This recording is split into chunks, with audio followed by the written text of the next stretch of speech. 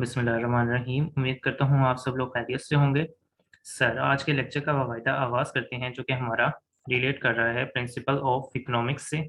और आज की क्लास हमारी ओरिएंटेशन क्लास है, जिसमें हमने कुछ चीज़ों को डिस्कस करना है इनिशियली। और क्या-क्या चीज़ें हमने डिस्कस करनी है, उसका एक ओवरव्यू ले लेते हैं। Why economics in CA. Sir, economics तो हम सीए में क्यों पढ़ रहे हैं, इस पे थोड़ी-सी डिस्कशन होगी हमारी। उसके बाद इसका डिफ़िकल्टी लेवल क्या है सर, इकोनॉमिक्स को किस लेवल पे हमने पढ़ना है, ताकि हम आईकैप के जो पेपर है उसको अच्छे से डिलीवर कर सकें। उसके बाद पेपर पैटर्न क्या होगा, आईकैप ने किस तरीके से हमसे इकोनॉमिक्स का पेपर पूछना है। नेक्स्ट इज़ वेटेज क्या है चैप्टर्स का, कौन से चैप्टर से कितने मार्क्स आने वाले हैं, इसको थोड़ा-सा देखेंगे। उसके बाद हमारी क्लासेस किस तरीके से कंडक्ट होंगी, किस तरीके से आप सवाल-जवाब पूछ सकेंगे, क्या-क्या सर्विसेज़ हम प्रोवाइड कर रहे हैं। और उसके बाद हम सोर्स बुक कौन-सी यूज़ करेंगे, इस पे डिस्कशन होगी। एंड नेक्स्ट कॉन्टैक्ट अस, इसमें हम आपको कुछ कॉन्टैक्ट नंबर्स दे देंगे, ताकि आपकी क्वेरीज़ अगर कुछ हैं एलएमएस से रिगार्डिंग, तो वो भी हम एड्रेस कर सकें। ओके सर, सबसे पहली जो हमारी डिस्कशन है, why economics in CA. Sir, जैसे कि आप अभी पीआरसी लेवल में हैं और आप अभी इकोनॉमिक्स का सब्जेक्ट पढ़ रहे हैं। इसके बाद आपने कैप लेवल में जाना है, फिर सीफैप लेवल में, और देन एमएससी लेवल में भी आपने जाना है इंशाल्लाह। बट आप इकोनॉमिक्स का सब्जेक्ट सिर्फ पीआरसी में पढ़ रही हैं, उसके बाद आगे जाके आपने कहीं पर भी इकोनॉमिक्स को नहीं पढ़ना। तो एक क्वेश्चन अराइज़ होता है कि पीआरसी लेवल पर इकोनॉमिक्स हम क्यों पढ़ रहे हैं? तो सर, सीए के अंदर आपने चार्टर्ड अकाउंटेंट बनना है, बट इकोनॉमिक्स का नॉलेज आपके लिए इनिशियल लेवल पर इसलिए ज़रूरी है, ताकि आप बिज़नेस के डिसीजंस जब लें, तो उनके अंदर आपकी हेल्प हो सके। तो इकोनॉमिक्स को हमने बेसिक लेवल पर ही पढ़ना है, बहुत ज़्यादा advance MSc economics, PhD economics के लेवल पे हमने जाकर इसको नहीं पढ़ना, क्योंकि हमारा एक ही सब्जेक्ट है और इनिशियल लेवल पर है, तो हमने इसको एक मॉडरेट लेवल में पढ़ना है इंशाल्लाह, और इसको हमने बहुत ज़्यादा एडवांस पर लेकर नहीं जाना। उसके बाद एक है डिफ़िकल्टी लेवल। सर, क्या ये इकोनॉमिक्स का सब्जेक्ट डिफ़िकल्ट है? क्या ये आसान है? क्या है ये? तो इसके बारे में सर, जब पहले ये सब्जेक्ट होता था कैफ लेवल पर, कैफ 2 इंट्रोडक्शन टू इकोनॉमिक्स। अब ये आ गया है पीआरसी लेवल में, जो प्रिंसिपल्स ऑफ इकोनॉमिक्स के नाम से है। तो सर, कैफ लेवल में इसका एवरेज रिज़ल्ट 30% हुआ करता था। इट मीन्स अगर 100 बच्चे पेपर दे रहे हैं, तो उसमें से सिर्फ़ 30 बच्चे ऐसे होते थे जो 50 मार्क्स स्कोर कर पाते थे। पासिंग परसेंटेज आपको आइडिया होगा, 100 में से 50 मार्क्स अगर आप ले लेते हैं, तो आप पास कंसीडर होते हैं। अगर 50 से कम आपके मार्क्स हों, तो आपको आईकैप फेल कर देता है और उसमें आपको फिर रिपीट करना पड़ता है।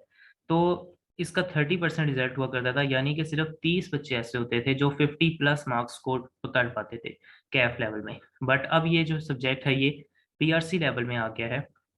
इनमें डिफरेंस मेनली ये था कि उस कैप लेवल में हमें इसको लिखना पड़ता था। हमें शीट्स प्रोवाइड की जाती थी, हमसे क्वेश्चंस पूछे जाते थे, हमने थ्योरेटिकली उसको लिखना पड़ता था और उसके अंदर काफ़ी ज़्यादा क्रैमिंग चाहिए होती थी, हमें कॉन्सेप्चुअली स्ट्रॉन्ग होना पड़ता था। बट अब पीआरसी में ये 100% एमसीक्यूज़ बेस्ड हो गया है। ऑल्दो एमसीक्यूज़ के साथ कुछ फिल इन द ब्लैंक्स और कुछ और भी चीज़ें हैं, वो हम इंशाल्लाह आगे जाके डिस्कस करेंगे। बट मेनली जो है लिखने वाला कंटेंट जो है वो कम हो गया, इसलिए आपको एक तो रट्टे से आपको जो है निजात मिल जाएगी इंशाल्लाह। और दूसरा ये कि आप लोगों के लिए एक बनी-बनाई जो है क्वेश्चन गिवन होगा। आपने सिर्फ़ 1 क्लिक पर बताना है कि कौन-सा जवाब ठीक है, कौन-सा जवाब गलत है। तो इसलिए जो है इस पीआरसी लेवल पर हम ये एक्सपेक्ट कर रहे हैं कि आपको थोड़ी-सी जो है आसानी हो जाएगी as compared to CAF level. तो इस सब्जेक्ट को आप नॉन सीरियस बिल्कुल नहीं ले सकते, क्योंकि इसके साथ आपने 4 सब्जेक्ट और करने होते हैं पीआरसी में। अकाउंटिंग है, क्यूएमएस है, बिज़नेस है और एक आपका राइटिंग का सब्जेक्ट है। तो उन सब के साथ मिलाकर इसको अगर आप एक अच्छा प्रॉपर टाइम नहीं लेंगे, तो हो सकता है आप इस सब्जेक्ट में रीअपीयर होना पड़े आपको। तो एक प्रॉपर टाइम टेबल इसके लिए आपके ज़रूरी है, क्योंकि कैफ लेवल के एनालिसिस आपके सामने हैं और ऑन एवरेज 30% से ज़्यादा रिज़ल्ट नहीं आया कैफ लेवल पे इकोनॉमिक्स का। तो अभी पीआरसी पे ऑल्दो ये एक थोड़ा-सा कंपैरेटिवली ईज़ी हो गया, बट इतना आसान नहीं हुआ कि आप इसको इग्नोर कर दें सीधे से।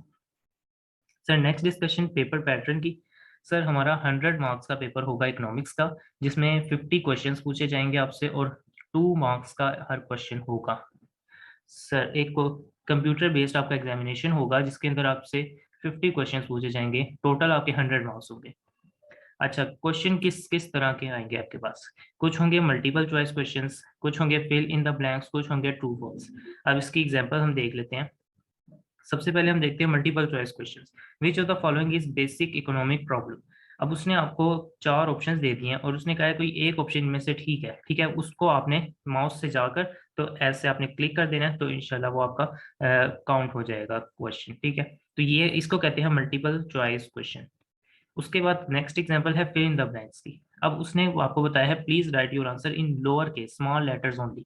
आपको प्रॉपर कंप्यूटर गिवन किया जाएगा, उसके साथ कीबोर्ड भी अटैच होगा, तो उस कीबोर्ड के जरिए आपने इसके अंदर स्मॉल लेटर्स में अपना आंसर टाइप करना होगा। तो ये एक फिल इन द ब्लैंक है, ठीक है। Dash cost are the cost that have already been incurred but are not separately shown as expense while calculating total cost of production.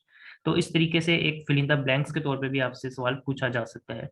उसके बाद आ जाता है when average cost is rising marginal cost is higher than the average cost, ठीक है। तो ये कौन सा सवाल है, ये ट्रू एंड फॉल्स का सवाल है। अब उसने एक स्टेटमेंट दे दिया, आपको सिर्फ इतना बताना है कि ये स्टेटमेंट ट्रू है या ये स्टेटमेंट फॉल्स है।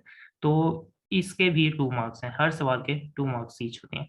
तो सबसे ज्यादा सवाल आपको जो नजर आएंगे अपने पेपर में वो एमसीक्यू बेस्ड होंगे। उसके बाद फिल इन द ब्लैंक्स और ये ट्रू फॉल्स भी आपके पेपर में आ सकते हैं, तो इनके लिए भी आपको रेडी रहना होगा। उसके बाद जो ग्रेड थोड़ी सी डिस्कस कर लें। सर 3 ग्रेड्स हैं हमारे सिलेबस में, economic principle and microeconomics. इसकी वेटेज जो है 30 टू 45 मार्क्स। उसके बाद मैक्रो इकोनॉमिक्स के बेसिक कॉन्सेप्ट्स हैं कुछ, उसकी वेटेज 20 टू 30 मार्क्स है। उसके बाद इकोनॉमिक पॉलिसीज एंड ट्रेंड्स हैं, उसकी वेटेज जो है आपकी 30 टू 45 मार्क्स है। तो इस तरीके से आपके 100 मार्क्स का वेटेज कंप्लीट हो जाता है। सर उसके बाद टेबल ऑफ कंटेंट हमने जो आई कैप की बुक से कॉपी किए हैं, उसमें हमारे देखें 14 चैप्टर्स हैं टोटल। सबसे पहले है nature and scope of economics, इसमें थोड़ी इंट्रोडक्टरी बातें होंगी, फिर हमारा माइक्रो इकोनॉमिक्स शुरू हो जाएगा, उसके बाद मैक्रो इकोनॉमिक्स, उसके बाद जो है ये जो हमने इकोनॉमिक पॉलिसीज एंड ट्रेंड्स पढ़े थे ये इसका जो है टॉपिक शुरू हो जाएंगे कुछ। तो इस तरीके से हम अपने 14 चैप्टर्स को कवर करेंगे। उसके बाद हमारी क्लासेस किस तरीके से कंडक्ट होंगी। सबसे पहले तो सर हम आपको रिकॉर्डेड मोड प्रोवाइड कर रहे हैं। ये रिकॉर्डेड मोड आप कैसे अवेल कर सकते हैं सर, एक तो हमारा यूट्यूब चैनल है जीशी स्टडी पोर्टल, उसके ऊपर आपको फ्री ऑफ कॉस्ट हम आपको प्लेलिस्ट एक बनाकर दे देंगे, उसका लिंक शेयर कर देंगे। इंशाल्लाह इस वीडियो के डिस्क्रिप्शन में भी आपको लिंक अवेलेबल हो जाएगा। तो उस प्लेलिस्ट में हम जैसे जैसे लेक्चर अपलोड करते रहेंगे आपको अपडेट मिलती रहेगी। और उसके अलावा आप हमारे LMS जो कि courses.pk.online है, उसके ऊपर जाकर भी हमारे कोर्स को एक्सेस कर सकते हैं। सर उसके बाद अगर आपका क्लास से रिलेटेड LMS से रिलेटेड कोई भी सवाल हुआ, तो उसके लिए हम आपको एक डेडिकेटेड व्हाट्सएप ग्रुप में ऐड कर देंगे। उन स्टूडेंट्स को जो कि इकोनॉमिक्स पढ़ने में इंटरेस्टेड है हमारे से, उनको हम एक डेडिकेटेड व्हाट्सएप ग्रुप में ऐड कर देंगे और आप वहाँ पर वॉइस मैसेज टाइप करके या कोई पिक भेज के जो पैराग्राफ आपको समझ नहीं आ रहा वो भेज सकते हैं, और इंशाल्लाह हम अपने विद इन 24 आवर आपको उसका जो है रिप्लाई कर देंगे। उसके बाद आपका टेस्ट लिया जाएंगे, चैप्टर वाइज टेस्ट होंगे आपके, हाफ बुक टेस्ट होंगे और कंप्लीट बुक मॉक जिसको कहते हैं वो भी इंशाल्लाह हम कंडक्ट करेंगे। उसके अलावा जब हमारा सेशन कंप्लीट हो जाएगा, आप लोगों की कंप्लीट बुक हम कवर कर लेंगे, तो हम एक एक रिवीजन सेशन, हर चैप्टर का एक रिवीजन सेशन इस तरीके से डिज़ाइन करेंगे कि आपका 1 से 1.5 घंटे के अंदर पूरा जो चैप्टर है वो रिवाइज हो जाए, ठीक है। उसके बाद हमारी सोर्स बुक क्या होगी सर, हमने आई कैप स्टडी टेक्स्ट को फॉलो करना है, सिर्फ आई कैप स्टडी टेक्स्ट को फॉलो करना है, उसके अलावा किसी टीचर की बुक हम फॉलो नहीं करेंगे। ऑल्दो आप अगर अपनी इजीनेस के लिए कोई टीचर आपको अच्छी लग रही है, उनकी बुक में आपको आसान वर्डिंग नजर आती है, तो आप उसको फॉलो कर सकते हैं, इसमें कोई मसले की बात नहीं है। उसके अलावा आईकैप के प्रैक्टिस क्वेश्चन जो आईकैप की बुक में गिवन है वो हम इंशाल्लाह प्रैक्टिस करेंगे 1 बाय 1 चैप्टर वाइज, और उसके बाद हमने एडिशनल कोई प्रैक्टिस क्वेश्चंस किसी टीचर की बुक से या हम लोग खुद डिज़ाइन कर लेंगे, तो उनको भी हम प्रैक्टिस करेंगे ताकि हम ज़्यादा से ज़्यादा कॉन्फिडेंट होकर पेपर को अटेम्प्ट कर सकें। उसके बाद सर कॉन्टैक्ट नंबर्स आपको गिवन है, ये 3 कॉन्टैक्ट नंबर्स हैं, इस पर आप कॉन्टैक्ट करके जो इंफॉर्मेशन वगैरह है LMS में आप कैसे इनरोल हो सकते हैं, और उसके अलावा कोई भी सब्जेक्ट रिलेटेड आपको क्यूरी है तो वो आप इन कॉन्टैक्ट नंबर्स पर जो है पूछ सकते हैं, ठीक है। और एक और बात मैं आपको बता दूं कि जितनी भी ये सर्विसेज हम प्रोवाइड कर रहे हैं ये बिल्कुल फ्री ऑफ कॉस्ट हैं, इसमें आपको कोई भी चार्जेस नहीं देने होंगे। तो ऑल द बेस्ट, इंशाल्लाह मिलते हैं नेक्स्ट क्लास में।